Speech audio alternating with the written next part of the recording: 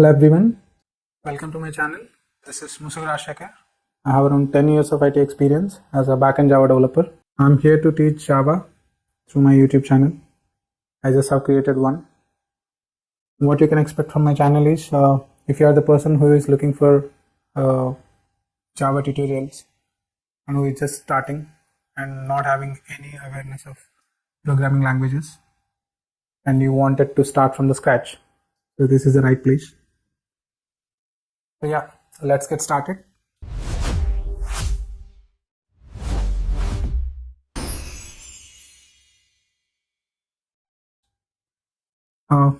Before I jump into Java directly, I would like to provide you some basic information about the computer and the computer languages.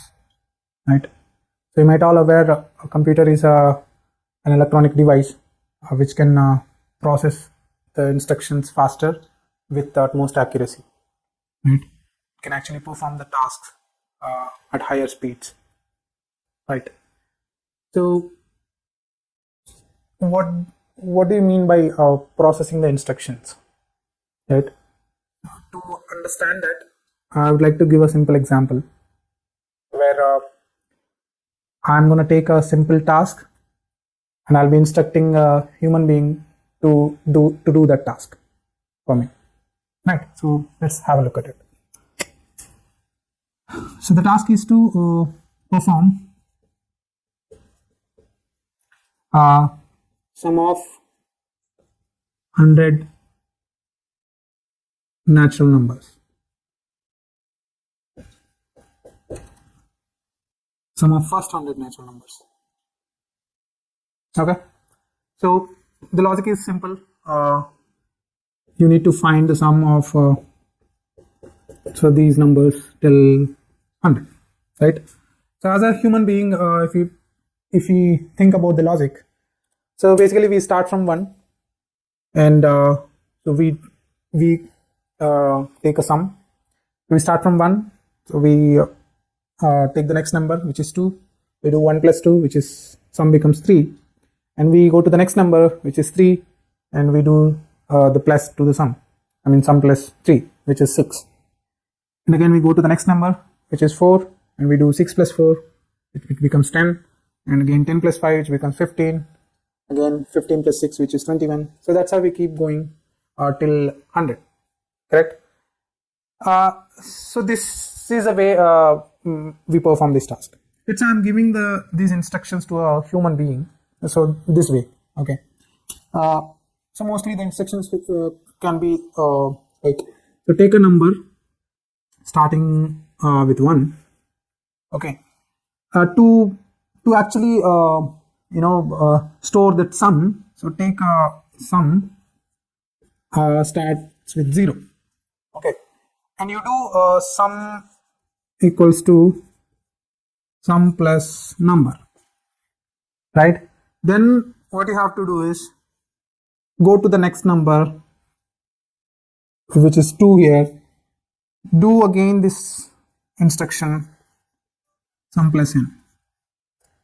Again increment, I mean go to the next number, do this sum equals to sum plus n, right? And so on till n becomes 100, right? Sum equals to sum plus n. So these are the typical instructions that we follow or that we give to a person who wants to perform this task, right? Say if a person wants to do this, so how much time he can take? Typically, if I want to perform this action, so I might take 5 to 10 minutes or even more than that. Correct? So what if I say the same instructions, if we can pass it on to the computer, right? The computer can perform this same action in less than a half second, even less than that, right? Because these operations that are involved in here can be processed by the computer within no time. So computer can process these kind of instructions, I mean a billion of instructions like this within a second. Just think about it.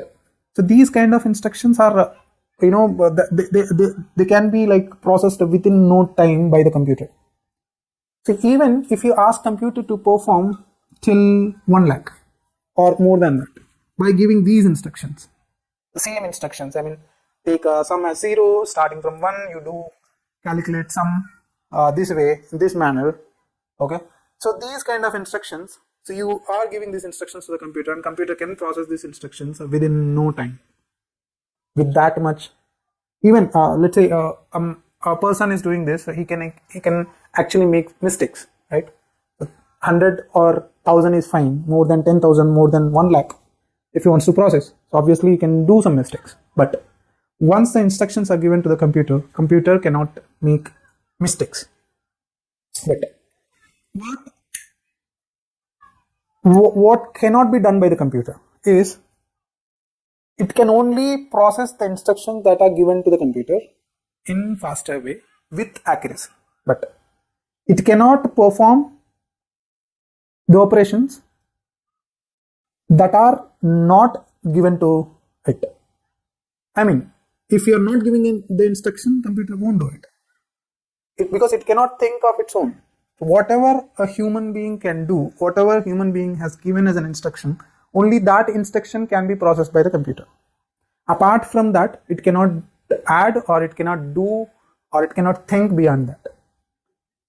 So now that you understood, the computer is an electronic device which can process the instruction at higher speeds than a human being with more accuracy. That's called a computer, right? Now tell me, so the next question here is, how can, like, if you give it the same instructions in this format, a computer cannot actually understand these instructions, because these are like some plain language, right? So you can't actually give the instructions in English or the language that whatever you speak. You can't speak to the computer with the same language. So there are certain languages computer can understand. So those languages, we call it as a computer languages, computer understandable languages. In that language, if we can pass these instructions, then these instructions can be processed with high speeds, and your task can be done at higher speeds, or within the like almost very less time, I would say. Got it? On a high level, if you think what exactly we do with the computer is, there is a task and there is a process to accomplish that task, right? That process will be having some instructions to do, right? So those instructions, if a human being performs, obviously he takes a lot of time to process that or execute that instruction. But the same instruction, if you perform with the computer, that takes not even a millisecond, or less than a millisecond it takes, because a computer can process those kind of instructions, a billions of instructions within a second. You can think of it then. One single instruction, how much time it takes, right? So this is it, right? So a task has some process. The same process you are explaining it to the computer, and computer is following that process within no time and giving the output to you. That's what the programming is all about, right? So only problem here is, how can I explain that process to the computer? So to explain the process, or to give those instructions to the computer, so we have some dedicated languages that can be understandable by the computer, right? So those languages, we call it as a computer languages. But we have like COBOL, we have C, Java, and Python, .NET. There are several other languages which a computer can understand, right? So now we have to choose one of the language to communicate. Any language you can communicate among them. You can choose one of them and you can communicate with the computer, and can instruct the computer in that particular language. Okay, so now to choose the language, which language we need to choose to communicate with the computer? So that's one question you need to ask yourself, right? So obviously, any language, if you are the one who is trying to learn a new language, say Hindi, English, or Spanish, so you want to choose between the languages. So you will think like which like why am I learning this language, and where can this language be used for me? All these things you think, right? The same way, when you are choosing a computer language, anything can actually work for you. Like with the computer, you can talk. You can talk to the computer with any of these languages. But choosing one, obviously, you need to think. So let me come to my situation when I was trying to learn a computer language. I had no intentions to work with a computer, right? So I do not have any task, or I wanted it to complete within less time. So no that kind of intentions. Only thing was I wanted to learn in the programming language uh, because I need to get a job which has more opportunities. Right. So I talked to a lot of people. So they suggested me a language called Java because it has got a lot of opportunities. Even nowadays, if any new project comes, so most of the projects they lean towards Java because the resources who knows Java are everywhere, and Java is having its advantage that we're gonna discuss in the next classes, right? So, and I'm not aware of any those features or any other things. Only my intention was to get the opportunities, get the interviews, and to get into a software company. And yeah, that was only my intention. So if you are also here to learn a programming language because you want to join a company, software company, you want to get an opportunity, obviously Java is one great thing to learn, which has got a lot of opportunities, right? So yeah, so that way for now at least, let's not talk about the advantages and the features of Java where it is easy, got a huge library and all that stuff. So for now at least, as you are new and wants to learn a programming language, obviously you might not be having any product idea to build with one programming language to make use of computers. Obviously you won't be in that situation, so you are here to learn Java for getting a job opportunity, right? So then, yep, you are at the right place. So Java is one such language technology you can add to your profile, which gives you a lot of opportunities. Okay. Yeah.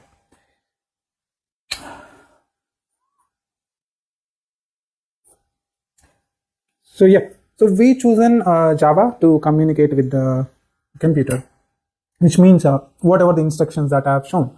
So those instructions we are going to give it to the computer in the Java language, right?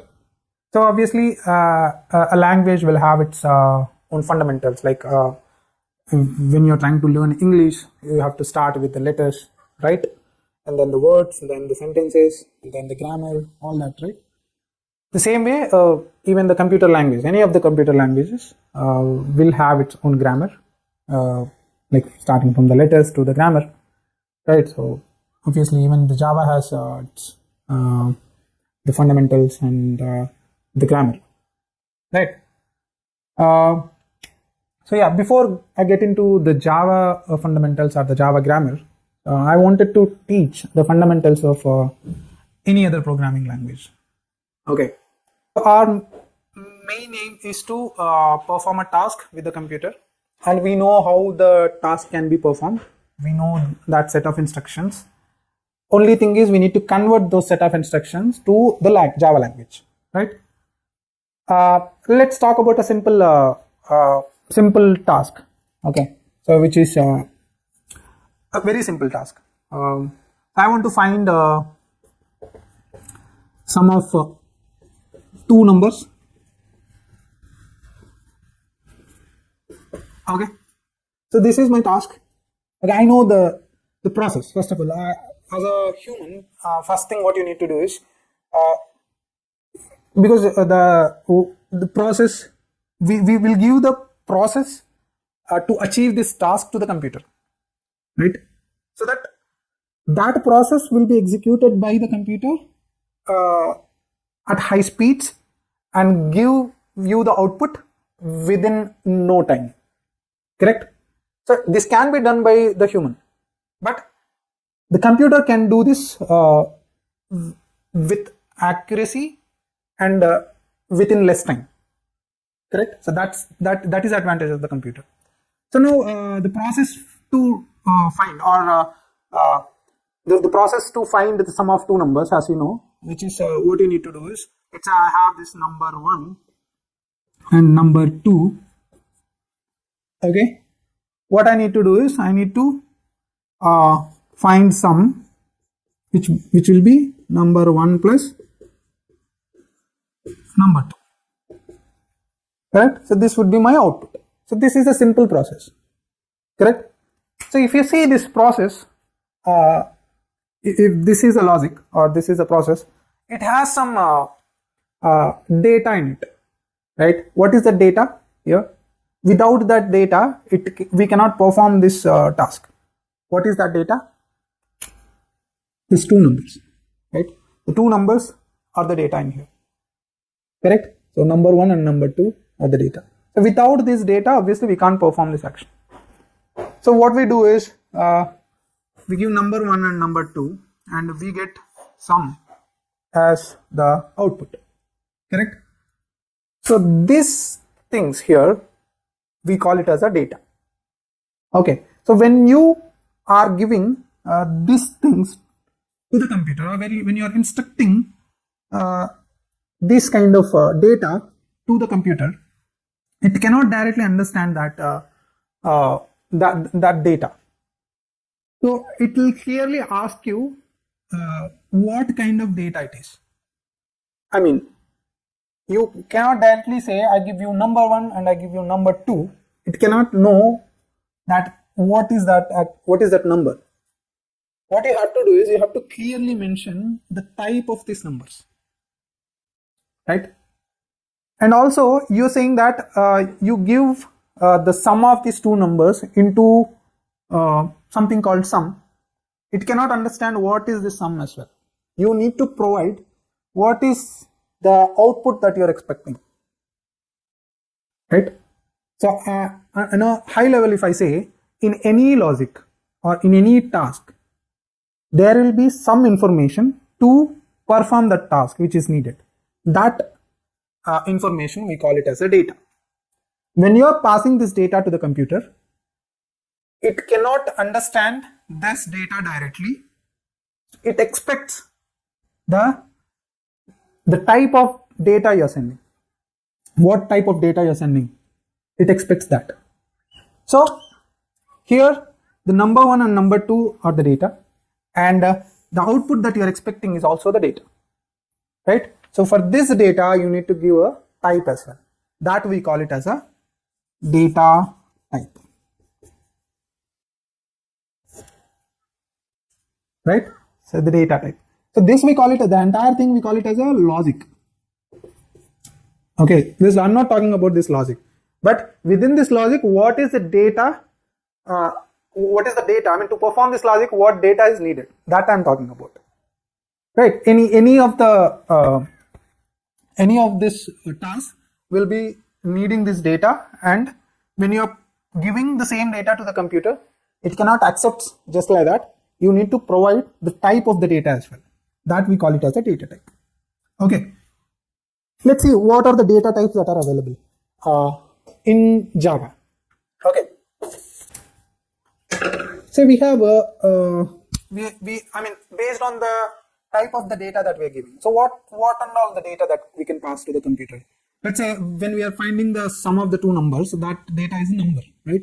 A number, like let's say a number can be 1, 2, 3, 4 like this, or a number can be 1.5, 2.5, 5.6 like this, right?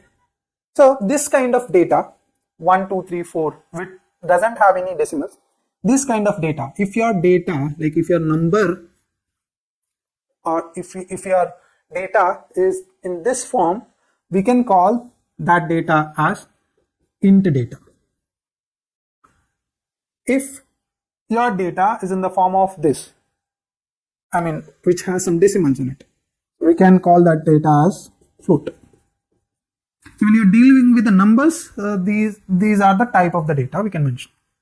What about, let's say let's say there can be a data type, like I have a name, like that I want to find. Let's say there is one other task I want to perform, like I want to find, let's say find number of characters in my name, or in the given name, sorry, in the given name. Okay, so here in this task, if you are trying to write some logic, so there is some data which is needed as an input, which is name. Name is the data. Let's forget about the logic. What data is needed is the name, right? So tell me, name can be what? I mean, examples of the name can be Raja, right? Raghav, right? Some other names, whatever, Modi, and so on, right? So the examples of data can be this. So now tell me what type of a data it is. These kind of data, if you want to deal with it, okay, then what could the name type will be? Is we call this kind of data as string type. What if there is a single character? Okay, if your data is just let's say there is another task you want to perform, which is find first letter of the given name. This is another task. So let's forget about the logic that we need to write or we need to pass to the computer. Let's just think what is the data involved in here. The name is the data. Another data, you get it as an output, which is the first letter. Correct? So the name, obviously you know it is a string. And what you get out of, I mean, after you process this task, you get some output, right? So you need to give the type of this output as well. So you might get, let's say if I give you Raja as an input, you would get R as an output. So there is a single character, right? So if your data is having a single character like A, B, C, D and so on, we call this type as a character type. Okay, right?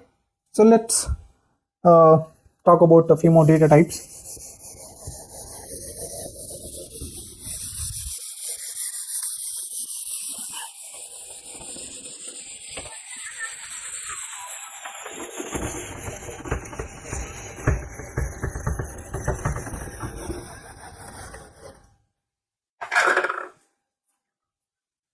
Okay.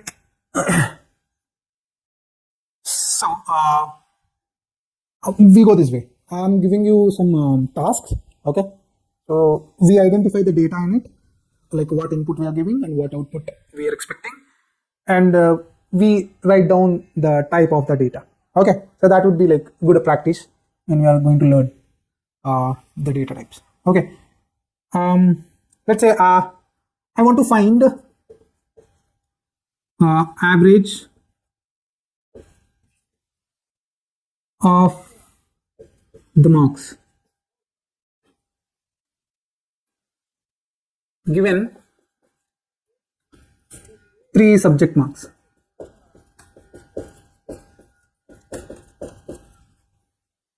Okay, now tell me, so this is my computer. I'm gonna give some instructions to it, but before that I'm not interested in the instructions or the logic for now. At least I'm just talking about the data. Okay, so in this to achieve this task, okay, so we need some data. So what is the input data?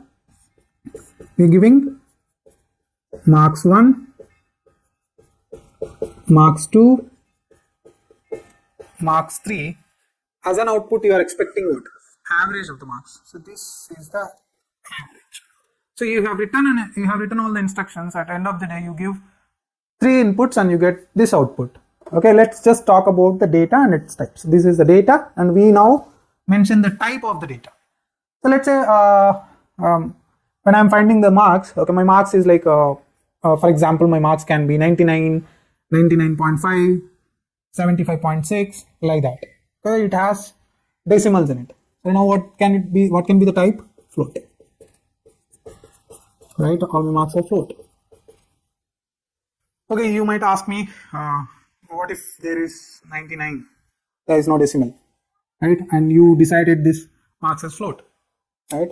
So obviously, you can write this 99 as 99.0, correct?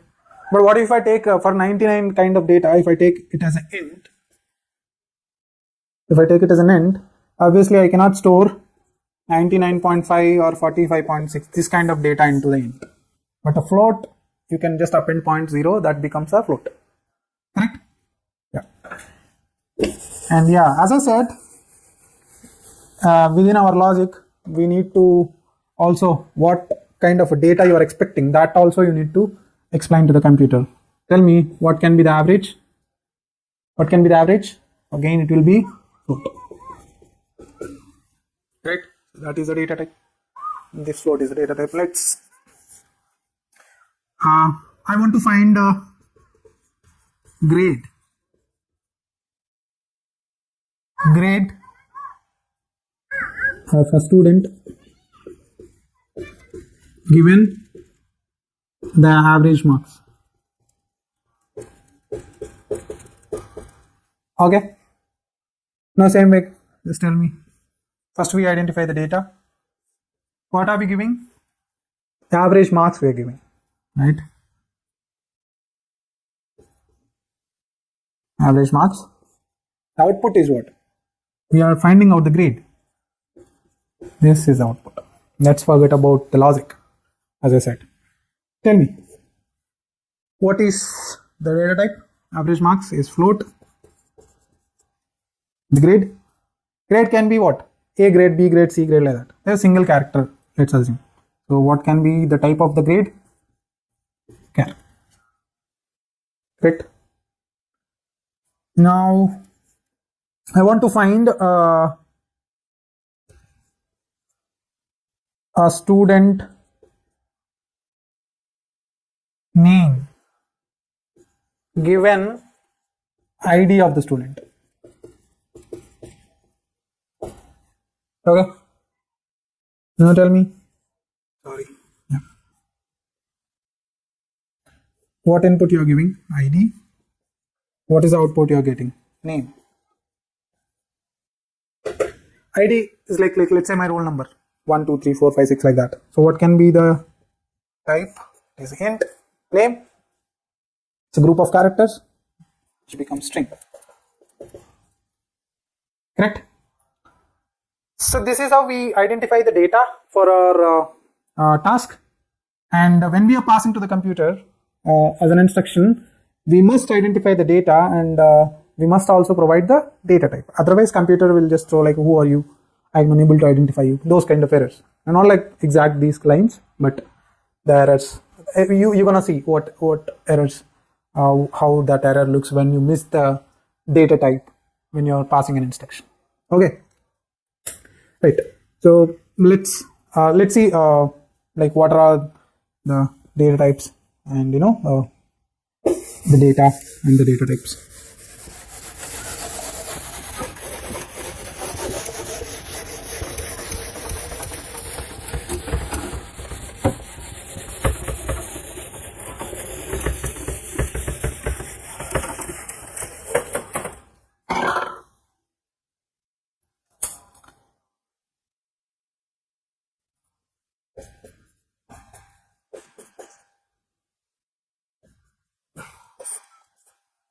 Okay, tell me, say the data is age. Age is the data. Okay, if age is the data, what can be the type of the data? Age is number, right? 1, 2, 3, 4, 5, 6, 7, 8, 9, 10, 11, 12, right? So it is int type. Okay. What else? Number, count. All these are, let's say if the data is this, your type is int type. What if it's a rank? What kind of data it is? Let's say there are millions of people or billions of people attending an interview, attending an exam. I want to rank them. Okay, so the rank can go up to a billion. I mean, it's really a big number. Okay, so int actually can store, there is certain range for int. After that range, it cannot actually store that value. Okay, what is that range? And also I'll tell you, because that is not that significant as of now. Okay, but up to certain range int can hold. What if that range exceeds? Okay, if that data goes beyond it, so that kind of data, if you want to mention the type, say rank. Okay, rank can be 1, 2, even beyond the range of int. So that type you can actually mention it as a long type. Okay, right. Now marks, your weight, height. So this does have a decimal, so you can mention the data type as what? Float, right? And what about if the decimals are decimal point, like you want to have the data with more precision. Okay, like you want something like 120.546798, like that. You wanted that much long precision. The float cannot actually store that, or within float you can't store that data. Okay, you can't say that is a float type if it has a longer decimals. So that thing we call it as a double. For example,